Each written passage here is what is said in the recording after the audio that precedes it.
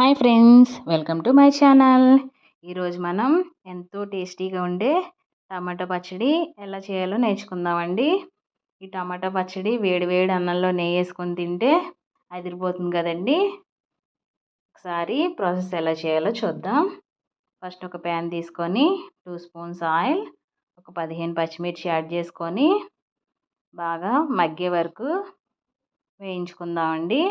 ఒకసారి బాగా మిక్స్ చేసుకొని లిడ్ని క్లోజ్ చేసుకొని వేయించుకుందాము. పచ్చిమిర్చి బాగా వేగిపోయిన తర్వాత ఒక 10 టమాటాలు ముక్కలుగా కట్ చేసి యాడ్ చేసేసుకుందాం. ఒకసారి బాగా మిక్స్ చేసుకున్న తర్వాత టమాటాలు బాగా మగ్గడానికి ఒక స్పూన్ సాల్ట్ యాడ్ చేసుకుందామండి.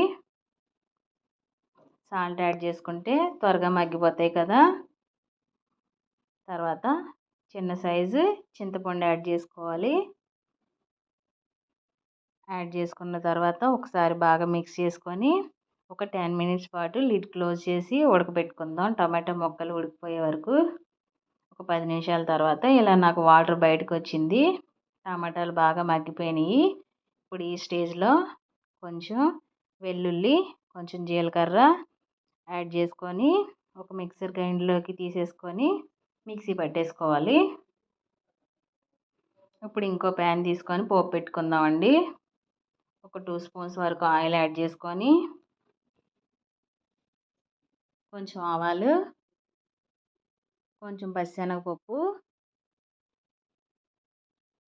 తర్వాత కరివేపాకు, తర్వాత ఎండుమిర్చి, తర్వాత కొంచెం కొత్తిమీర యాడ్ చేసుకొని బాగా వేగిన తర్వాత ఆ పచ్చడిని దీనిలోకి ట్రాన్స్ఫర్ చేసేసుకుందామండి.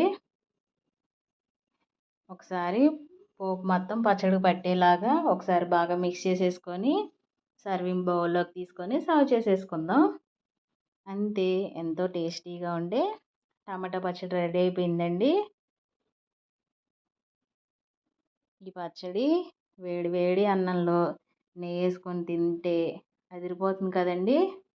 ఎంత టేస్టీగా ఉంటుందో ఇంకా వేరే కూరతో మనకి పనే లేదు.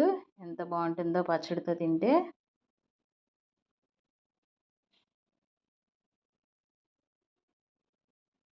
చూసారా ఎంత బాగా వచ్చిందో.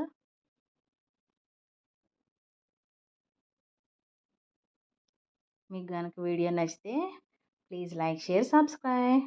Thanks for watching. Don't forget to subscribe.